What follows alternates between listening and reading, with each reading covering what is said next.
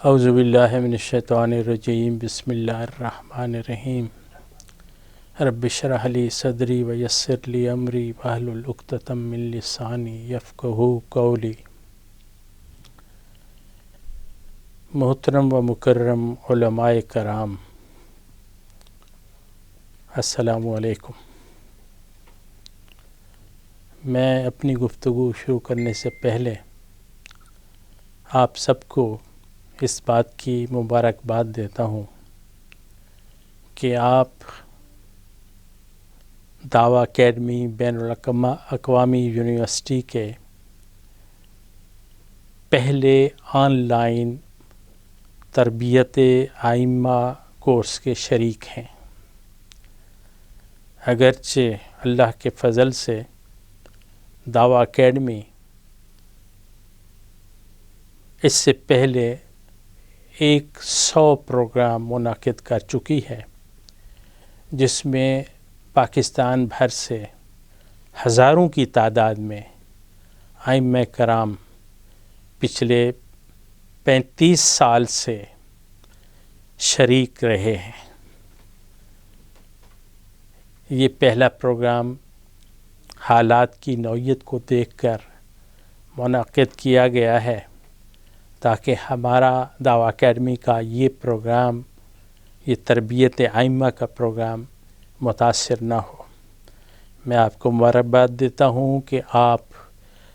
نئی جہتوں میں نئے طریقہ کار کے ذریعے اور نئی سائنسی اپروچ کے ذریعے منعقد کیے گئے پروگرام کے شریک ہیں۔ آج ہماری گفتگو کا جو موضوع ہے وہ ایک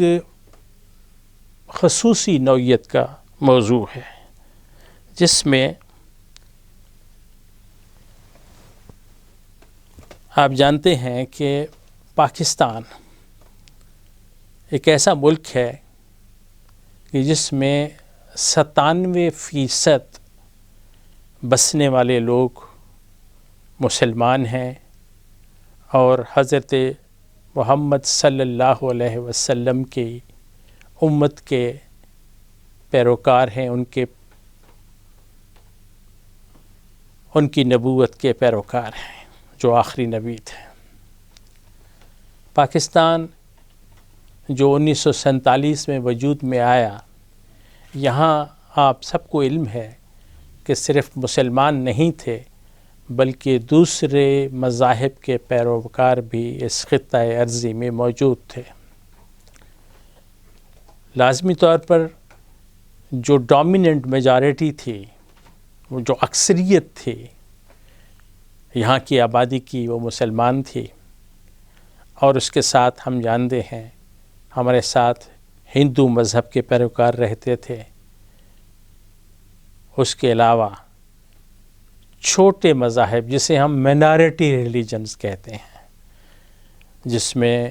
عیسائی، سکھ، بدھسٹ، ان مذاہب کے پیروکار رہتے تھے۔ عیسائی ہندوؤں کے بعد جو بڑی آبادی تھی، مسلمانوں میجارٹی تو جس طرح میں نے آپ کو بتایا، آپ کو علم ہے کہ میجارٹی مسلمانوں کی تھی، اور اسی بنیاد پر یہ علیحدہ ملک لیا گیا۔ جب ہم دیکھتے ہیں شروع سے کہ باقی جو مائنارٹی ریلیجنز ہیں، جو اقلیتی مذاہب کے پیروکار یہاں رہتے تھے، ہمیں اسٹیٹسٹکس بتاتی ہے، شماریات بتاتی ہیں کہ 4% یا 5% سے زیادہ ان کی تعداد نہیں تھی۔ اس کا مطلب یہ ہے کہ شروع سے ہی اس پاکستان میں 96% مسلمان تھے اور باقی 4% باقی مذاہب کے پیروکار تھے، اور باقی مذاہب میں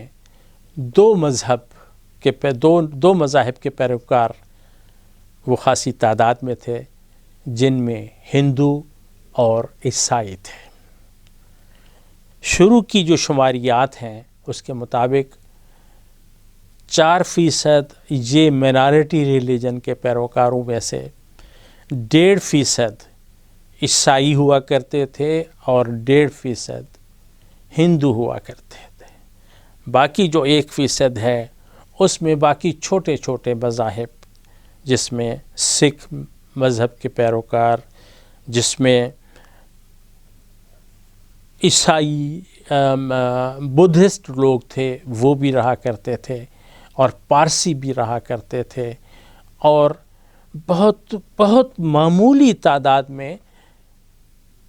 یہودی بھی پاکستان کے شہری ہوا کرتے تھے. آج میری گفتگو کا جو موضوع ہے وہ ہم یہ دیکھیں کہ ان مینارٹی ریلیجن میں سے بہت ہی اہم پروپورشن کے، اہم ہی تناسب کے مذہب کے پیروکار وہ عیسائی تھے. آج ہم پاکستان میں عیسائیت کے بارے میں کچھ معلومات ایک دوسرے کے ساتھ شیئر کرنے کی کوشش کریں گے. عیسائیت، اب ہم اور اکثریت یہ جانتی ہے کہ عیسائیت ایک مذہب ہے، اور جب ہم گلوبلی، جب ہم دنیا کے حوالے سے یہ دیکھتے ہیں تو مذاہب کے پرسپیکٹو میں، مذاہب کے حوالے سے دنیا کے سب سے زیادہ، دنیا میں سب سے زیادہ، سب سے بڑا مذہب جو ہے وہ عیسائیت ہے، جو دنیا کی 1/3 آبادی جو ہے، 1/3 سے اور بعض اوقات 1/4 آبادی کے پیروکار جو ہیں وہ عیسائی مذہب کے ہمیں ملتے ہیں. اس حوالے سے اسلام دوسرا مذہب جو ہے وہ شمار ہوتا ہے، جو دنیا کی کل آبادی کا 1/4 یا بعض اوقات 5واں حصہ بھی شمار ہوتا ہے. یہ عیسائیت کیا ہے؟ بظاہر ہمیں علم ہے کہ حضرت عیسیٰ علیہ السلام، جسے ہم حضرت مسیح علیہ السلام بھی کہتے ہیں، حضرت مسیح علیہ السلام کے پیروکاروں کو کہا گیا کہ وہ عیسائی مذہب کے پیروکار ہیں. لیکن یہ سوال اکیڈیمکس کے ہاں، علماء کے ہاں یہ بھی سوال ہے کہ کیا جو آج کی عیسائیت ہے، یا جو آج کی عیسائیت کے جو عقائد ہیں، کیا واقعی یہ وہ تعلیمات ہیں جن کی ترویج حضرت عیسیٰ علیہ السلام نے کی تھی؟ جب ہم اس سوال کے حوالے سے غور کرتے ہیں تو ہمیں اس سوال کا جواب نفی میں ملتا ہے، کیونکہ عیسائی مذہب کے جو بڑے عقائد میں سے ایک بڑا عقیدہ یہ ہے کہ حضرت عیسیٰ علیہ السلام الوہیت میں شریک ہیں، اور ان کے ہاں جو آج کا مسیحی یا آج کا عیسائی جو عقیدہ رکھتا ہے وہ یہ سمجھتا ہے کہ حضرت عیسیٰ علیہ السلام کے علاوہ خود اللہ تعالیٰ یا خدا اور روح القدس اس خدائی میں، اس الوہیت میں شریک ہیں. یعنی حضرت عیسیٰ علیہ السلام آج کے عیسائیوں کے عقیدے کے مطابق حضرت عیسیٰ علیہ السلام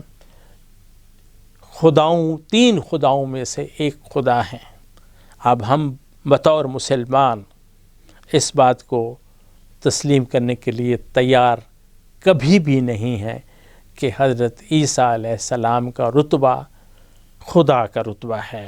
یا وہ الوہیت میں یا خدائی میں شریک ہیں. اب اس طرح کی معلومات، اس طرح کے عقائد جو آج عیسائی رکھتے ہیں، تو قطعاً اس کا سوال پیدا نہیں ہوتا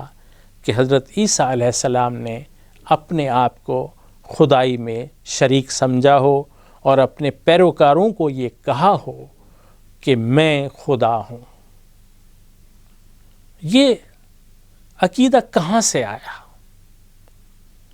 یہ تو آؤٹ آف کویسچن ہے، اس کا سوال نہیں پیدا ہوتا کہ حضرت عیسیٰ نے اپنے آپ کو خدائی میں شریک کیا ہو۔ جب ہم اس سوال کا جواب ڈھونڈنے کی کوشش کرتے ہیں تو ہمیں عیسائی دنیا کی ایک بہت بڑی شخصیت جن کا نام سینٹ پال تھا، انہوں نے اس طرح کے نظریات عیسائیت میں داخل کیے، اور نہ صرف اس کا تعارف کروایا عیسائی لوگوں کے ہاں، بلکہ وہ اتنا مقبول ہو گئے کہ آج کوئی عیسائی بھی اس بات کا تصور نہیں کرتا کہ حضرت عیسیٰ علیہ السلام الوہیت میں یا خدائی میں شریک نہیں ہیں۔ بہرحال اس لیے اب کیونکہ یہ بنیادی اس طرح کے بنیادی عقائد حضرت عیسیٰ کے کہے ہوئے نہیں ہیں، اس طرح کے عقائد سینٹ پال نے متعارف کروائے تھے، تو علماء نے اور اسکالرز نے عیسائیت کو عیسائیت سے زیادہ پالیت کا نام دیا ہے، اور انگریزی لٹریچر میں کرسچینٹی کی بجائے اسے پالینٹی کہا گیا ہے۔ تو آج جو غلط العام جو مشہور ہے کہ یہ مذہب شاید عیسائیت ہے، تو اصل میں یہ مذہب اور اس کے جو عقائد ہیں یہ پالینٹی ہے یا پالیت ہے۔ بہرحال جو بھی عقائد ہیں ان کے، یہ میں اس لیے کیونکہ یہ ایک بنیادی سوال ہے ایک مسلمان کے آگے کہ باقی تو 1,24,000 انبیاء میں سے کسی نے بھی اپنے آپ کو خدائی میں شریک نہیں کیا، تو یہ کیسے ہوا کہ حضرت عیسیٰ علیہ السلام کو آج ہمارے عیسائی بھائی خدائی میں شریک سمجھتے ہیں؟ یہ بنیادی سوال کلیئر ہونا ہمارے ہر مسلمان کے ذہن میں ہونا بہت ضروری ہے۔ اب یہ عیسائیت، جس طرح میں نے آپ کو پہلے بتایا، عیسائی مذہب کے اس یا مسیحی مذہب جسے ہم زیادہ تر استعمال کرتے ہیں لفظ عیسائیت سے زیادہ، مسیحیت جو ہے وہ دنیا کا سب سے بڑا مذہب ہے، سب سے بڑا مذہب ہے، اور یہ مسیحیت دنیا کے ہر ملک میں چھوٹا ہو بڑا ہو، مشرق ہو مغرب ہو، شمال ہو جنوب ہو، ہر جگہ اس کے پیروکار ہمیں ملتے ہیں۔ اور یہ مسیحیت صاف ظاہر ہے ہمارے ملک پاکستان میں بھی اس کے پیروکار موجود ہیں۔ جس طرح میں نے کہا کہ ابتدائی معلومات، ابتدائی شماریات کے مطابق 1.5 یعنی 1.5% پاکستانی جو ہیں وہ اسی مذہب کے پیروکار ہیں۔ اگرچہ 1998 میں جو پاکستان میں سینسس کیا گیا، جو شماریات کی گئیں، جو آبادی کو گنا گیا، تو اس کے مطابق یہ 1.5 کی بجائے یعنی 1.5% کی بجائے یہ 1.25% ہے۔ یہ عیسائی پاکستان میں 1.25% ہیں۔ اب آپ دیکھ لیں کہ ہم پاکستانی اب کتنا ہیں۔ اب 22 کروڑ مسلمان پاکستان میں رہتے ہیں، یا 22 کروڑ آبادی ہے مسلمانوں کی، تو اس کی 1.25% جو ہے وہ عیسائی ہیں، اور یہ اس مذہب کے پیروکار پاکستان کے ہر صوبے میں، ہر ضلع میں اور ہر جگہ موجود ہیں۔ یہ کیسے ہوا؟ یہ عیسائیت یہاں، جبکہ ہم جانتے ہیں کہ یہ پاکستان 1947 میں وجود میں آیا، اس سے پہلے ہم ہندوستان کا حصہ تھے، میجارٹی جو تھی، زیادہ یا اکثریت جو تھی وہ ہندوؤں کی تھی اور مسلمان تھے۔ تو اتنا آبادی پاکستان کی یا پاکستان بنتے وقت جب ہم دیکھتے ہیں تو یہ کہاں سے آئے تھے، کب آئے تھے؟ اس کو تھوڑا سا ہم تاریخی طور پر عیسائیت کی جو ابتدا ہے اس پر جب ہم نظر ڈالتے ہیں تو ہمیں دو روایتیں ملتی ہیں. ایک وہ روایت ہے جسے عیسائی لوگ بڑے شد و مد سے بیان کرتے ہیں، اور ان کا دعویٰ یہ ہے کہ اس سرزمین پر ہندوستان یا پاکستان، اس بر صغیر میں عیسائی جو مذہب ہے وہ اسلام کے آنے سے پہلے موجود تھا. یعنی ہم جانتے ہیں کہ اس ہندوستان میں مسلمان کب آئے، تو ہم جب ٹریس کرتے ہیں اپنی تاریخ کو تو ہمیں معلوم ہوتا ہے کہ محمد بن قاسم نے جب اٹیک کیا تھا یہاں ہندوستان پہ، تو محمد بن قاسم کے حملے کے بعد، ان کی افواج کے یہاں رہنے کے بعد اور ان کی وجہ سے کچھ لوگ یہاں کے جو ہندو تھے یا دوسرے مذاہب کے تھے تو انہوں نے عیسائیت قبول کر لی. یعنی وہاں سے اس کی ابتدا مسلمان یا جو پاکستانی اسکالر ہیں وہ یہ سمجھتے ہیں، وہ یہ کہتے ہیں کہ مسلمانوں کے آنے کے بعد، خاص طور پر محمد بن قاسم، پھر محمود غزنوی، شہاب الدین غوری آئے، پھر محمود غزنوی آئے، اور پھر ہم جانتے ہیں کہ پاکستان میں جو مسلمانوں نے حکمرانی کی، اس میں خاص طور پر مغلوں کے رول کو ہم نہیں بھلا سکتے. 1526 میں جب ظہیر الدین بابر نے یہاں 1526 میں جب اس نے یہاں اٹیک کیا اور یہاں اپنی حکومت قائم کی، تو پھر وہ سمجھ لیں کہ 1947 تک یا 1857 تک جب جنگ آزادی ہوئی اور عیسائیوں نے، انگریزوں نے یہاں قبضہ کیا، تو اس وقت تک یہ مغل حکمران یہاں کے بادشاہ رہے. اس سے پہلے بھی ہم جانتے ہیں، ہمیں پتہ ہے، بہت سی ڈائناسٹیز، بہت سے خاندان یہاں حکمرانی کرتے رہے. تو اب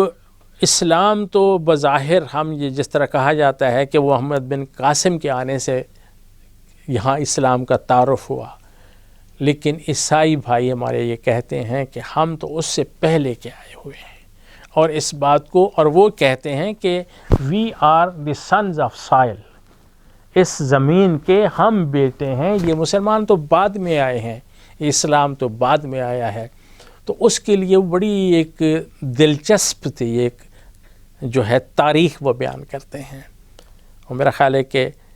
یہ تاریخ عیسائیوں کی آمد کی یا مسلمانوں سے پہلے ہونے کی، یہ بہت دلچسپ ہے، میں آپ سے شیئر کروں.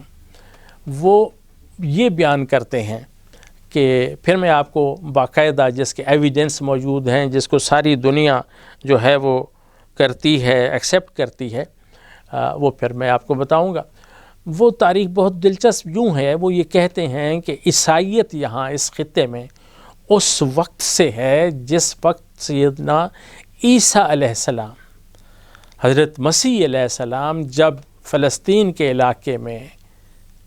وہاں وہ اپنے مذہب کی تبلیغ کر رہے تھے، تو اس وقت سے عیسائیت یہاں موجود ہے.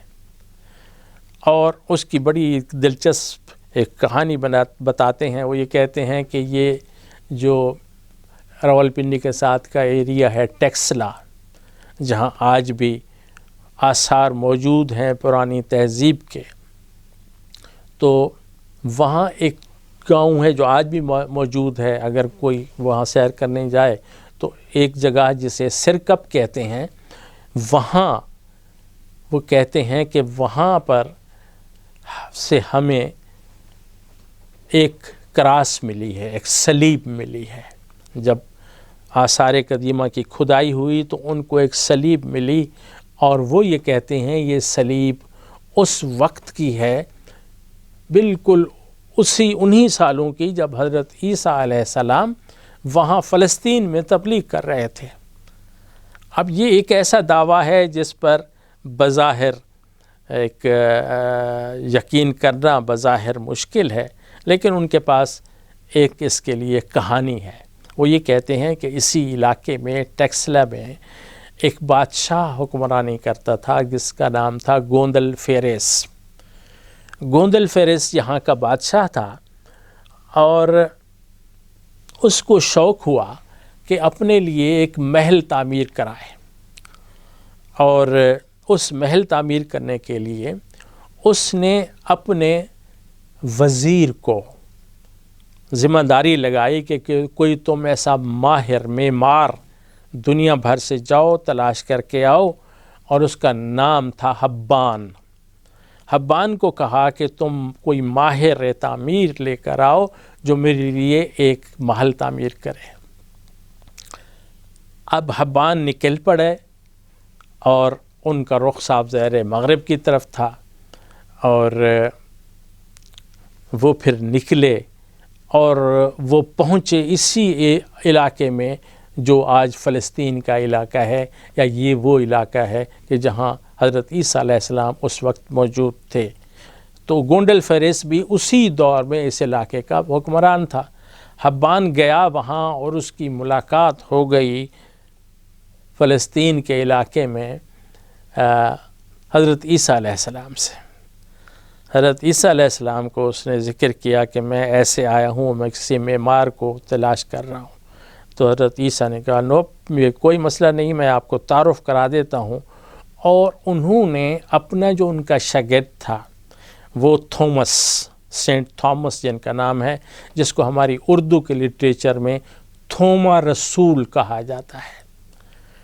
تھوما رسول سے تعارف کرا دیا اور کہا کہ آپ اس کو لے جاؤ، یہ بڑی اچھی تعمیر کرتا ہے۔ اب حضرت عیسیٰ کا فرمان جو تھا وہ صاحب ظاہر تعمیر کرنا، ان کے ذہن میں تو یہ تھا کہ انسانوں کی تعمیر کرنا، تو صاحب ظاہر انسانوں کی تعمیر جو کر سکتا ہے تو باقی دنیاوی چیزوں کی اور یہ گھر بنانا یہ تو کوئی ایسی مسئلہ نہیں تھا۔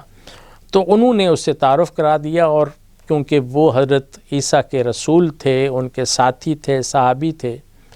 تو وہ حبان کے ساتھ یہاں تشریف لائے، اور یہاں آ کر حبان نے آ کر گونڈل فیرس سے تعارف کرایا کہ حضرت یہ میں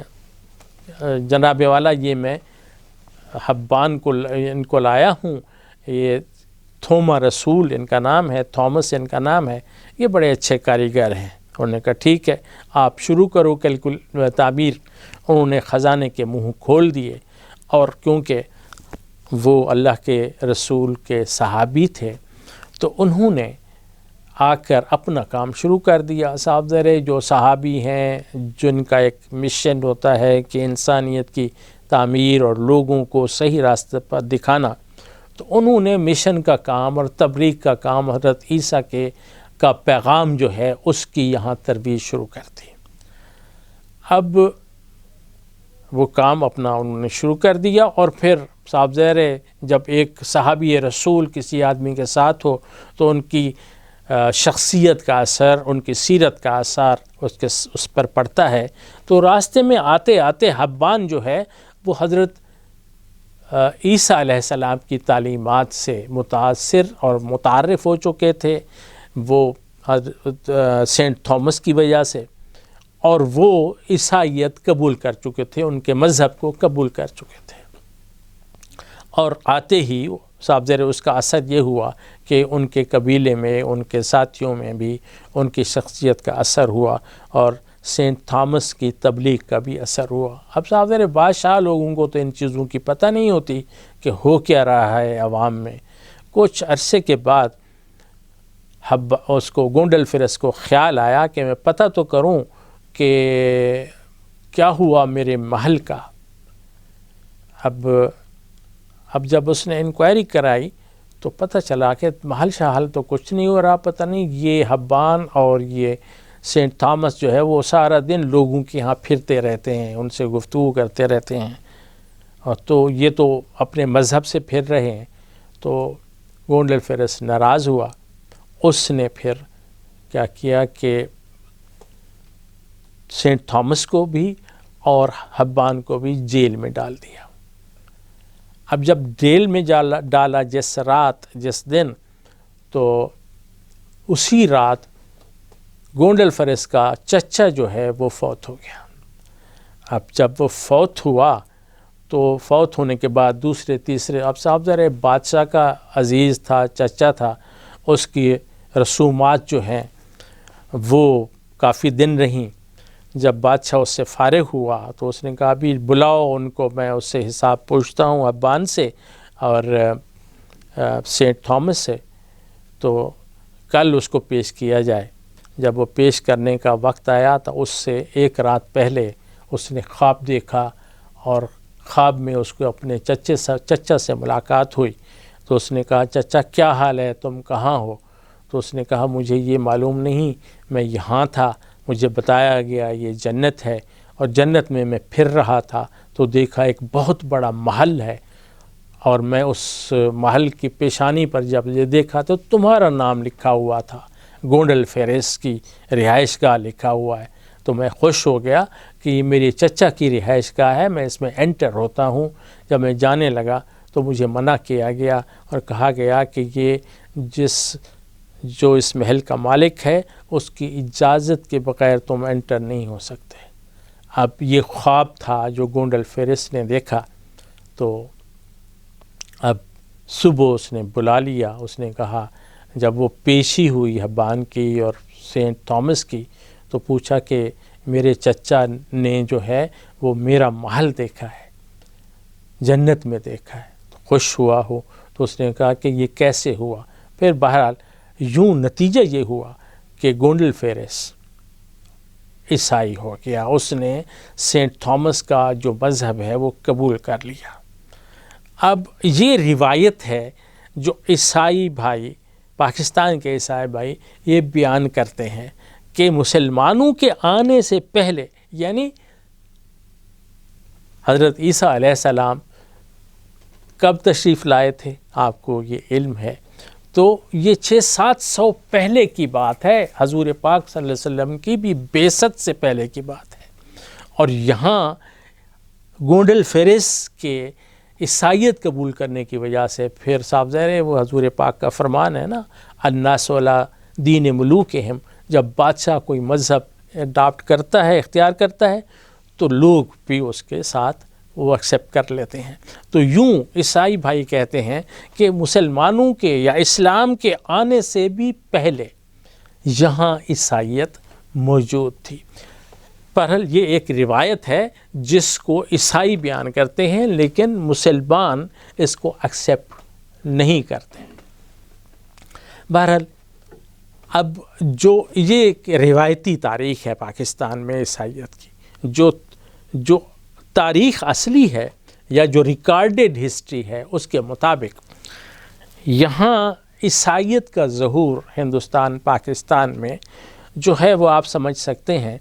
کہ 15ویں صدی کے آخر میں، یا نہیں 14ویں صدی کے آخر میں، 15ویں صدی میں جب عیسائی یہاں آئے، جب مشنری یہاں آئے، جب یورپ کے جہازران جب ہندوستان میں آئے، تو ان کے آنے کے ساتھ ہی عیسائیت کا باقاعدہ ظہور شروع ہوا. اور وہ آپ کو معلوم ہے کہ وہ تجارت کی غرض سے مغربی لوگ، اس میں سارے مغربی اقوام کے لوگ آئے. اس میں ولندیزی تھے، اس میں اٹیلین تھے، یعنی اس میں انگریز تھے. تقریباً تمام وہاں کی جو ریاستیں تھیں ان کے لوگ یہاں آئے، اور انہوں نے ہندوستان میں اپنے مذہب، اسپین کے لوگ یہاں آئے. وہ آئے تو تجارت کی غرض سے تھے، لیکن ان کے بادشاہوں نے، کیونکہ اس وقت مذہب کا دورہ تھا، بادشاہ بھی پکے عیسائی ہوا کرتے تھے یا جو بھی ان کی ملوکیت یا وہ تھی، تو جب وہ آتے تھے تو ان کو اپنے حکمران یہ اسائن کرتے تھے کہ آپ تجارت کرنے تو جا رہے ہو،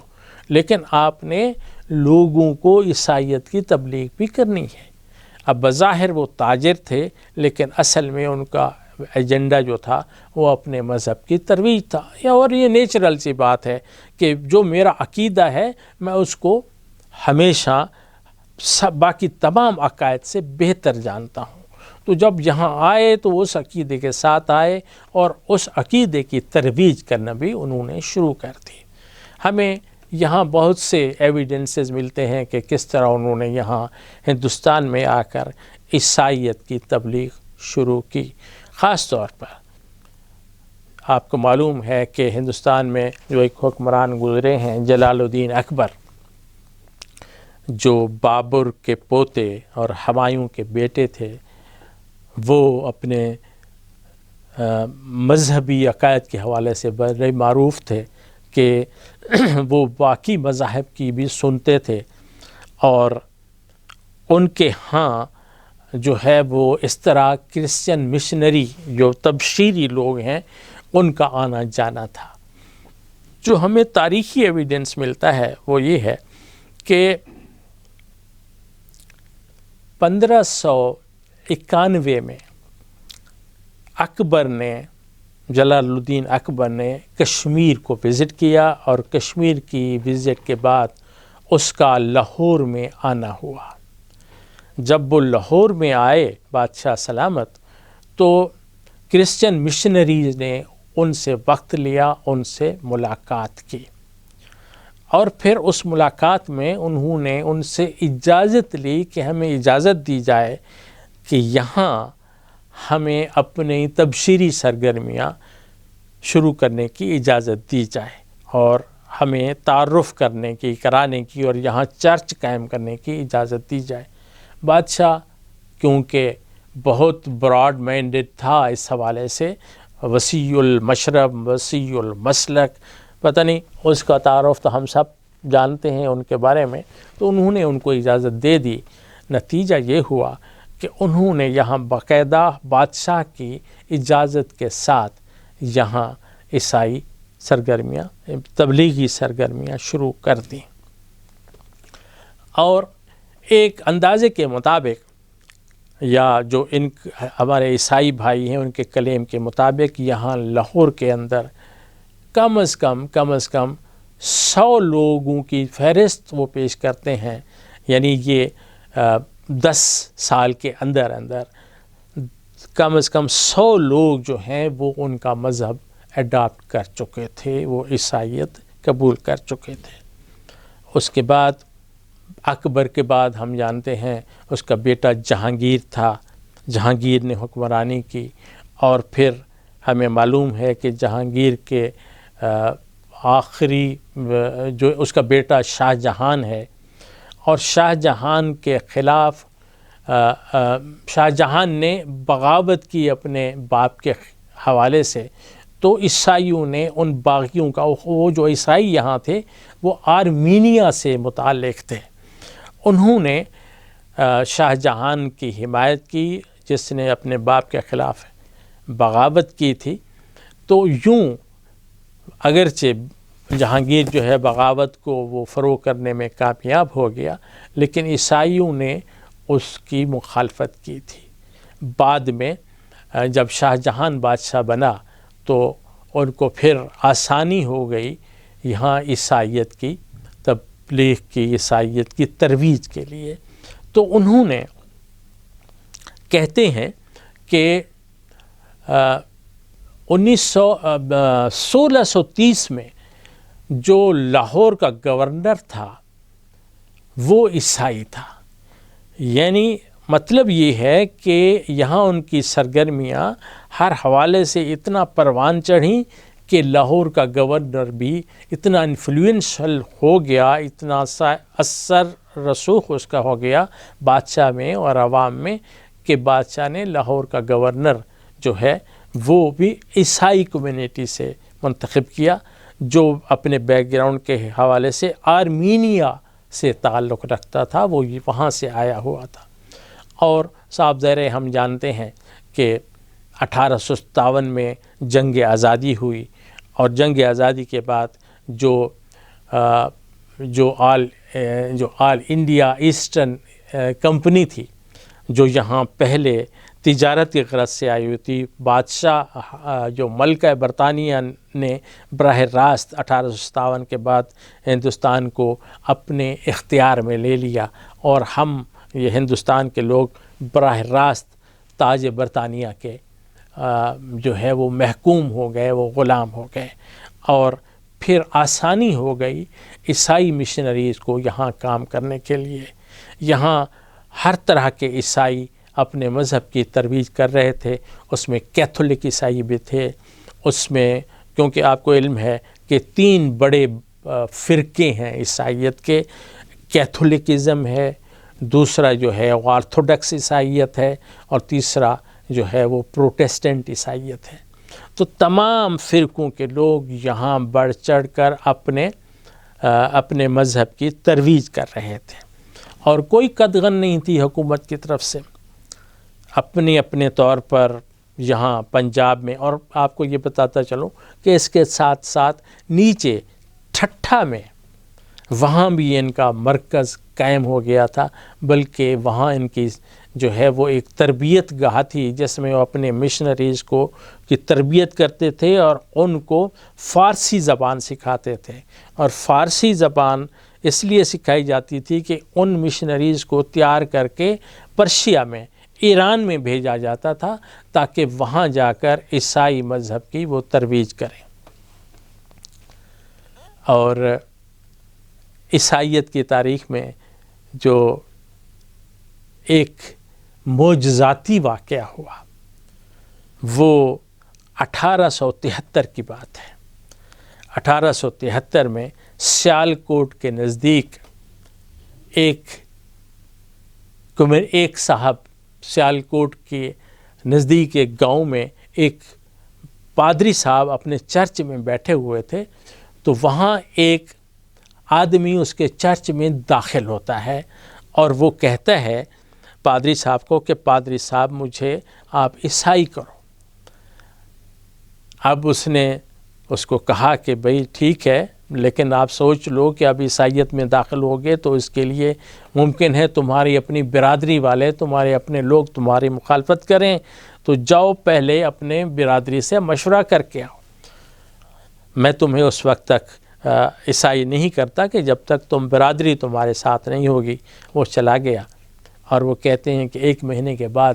وہ واپس آیا۔ اب جب وہ واپس آیا تو وہ اکیلا نہیں تھا، بلکہ اس کے ساتھ بہت بڑی تعداد میں اس کی برادری کے لوگ تھے، اور یہ وہ لوگ تھے جس کو ہم چوڑھا شمار کرتے ہیں، یعنی یہ وہ کمیونٹی ہے جو پاکستان میں جسے ہم خاکروب کہتے ہیں، یہ اس کمیونٹی کے لوگ تھے۔ وہ آئے پادری کے پاس، اور پادری اب مجبور ہو گیا تو اس نے ان سب کو عیسائی بنا دیا۔ اور عیسائی بنانے کا تعلق جہاں تک ہے وہ ایسا نہیں ہے جس طرح ہم کسی کو مسلمان کرنا چاہیں تو اسے ہم کہیں کہ کلمہ شہادت پڑھو، ایسا نہیں، بلکہ ان کی ایک رسم ہے جسے بپتسمہ دینا کہتے ہیں۔ تو پادری صاحب نے ان سب 20-25 لوگوں کو جو ہے وہ بپتسمہ کیا، اور وہ باقاعدہ عیسائیت میں داخل ہو گئے۔ اور صاحب زیر جب یہ عیسائی ہو گئے، یہ وہ لوگ تھے جسے آج ہم جو ہمارے مختلف شہروں میں خاکروب کے طور پر کام کرتے ہیں اور جسے ہم چوڑھا کہتے ہیں، یہ وہ کمیونٹی ہے۔ اب جب وہ عیسائی ہو گئے تو یہاں کیونکہ اس وقت انگریزوں کی حکمرانی تھی، تو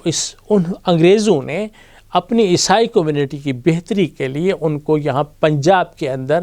زمینیں الاٹ کرنا شروع کر دیں، اور بہت سے جو ہے گاؤں باقاعدہ، خاص طور پر TDA تھل ڈیولپمنٹ اتھارٹی کے جو اضلاع ہیں، تو یہاں بہت سے گاؤں جو ہیں وہ حکمرانوں نے، اس وقت انگریزوں کی حکومت تھی، اپنے اس کمیونٹی کے لیے جو مذہب عیسائیت قبول کر رہی تھی، تو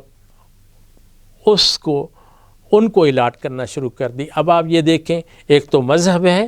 اور دوسرا اس کے ساتھ ساتھ ان لوگوں کو زمینیں بھی ملنا شروع ہو گئیں۔ تو یہ ایک بہت بڑی اٹریکشن تھی جس کی وجہ سے بہت سے اس کمیونٹی کے لوگ جو ہیں وہ عیسائیت میں شامل ہو گئے۔ نتیجہ یہ میں نے آپ کو 1873 کی بات بتائی ہے، اور نتیجہ کیا ہوا اس پاکستان میں 1901 کا سینسس ہمیں بتاتا ہے کہ یہاں 33,000 لوگ وہ عیسائیت قبول کر چکے تھے، اور جب پاکستان بنا تو اس وقت ان کی تعداد جو ہے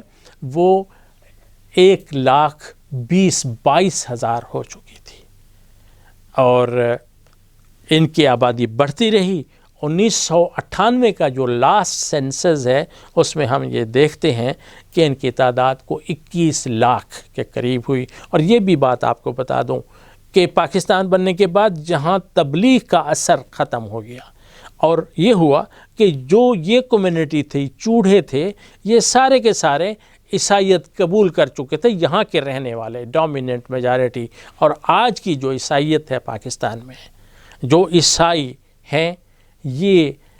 ان کے اسکالر کہتے ہیں کہ 90-95% لوگ وہ ہیں کہ جو اس کمیونٹی سے تعلق رکھتے ہیں، جسے ہم چوڑا کمیونٹی کہتے ہیں. یہ میں نے آپ کو یہاں جو تعارف ہے کروا دیا کہ عیسائیت کس طرح پھیلی. تو اللہ تعالیٰ آپ کو جزائے خیر دے، ہمیں سننے، سمجھنے اور اس پر اسے سبق حاصل کرنے کی توفیق دے. اور اس گفتگو کا مقصد یہ تھا کہ ہم یہ دیکھیں کہ عیسائیت یہاں کس طرح متعارف ہوئی اور کس طرح عیسائیوں کی تعداد بڑھی. السلام علیکم.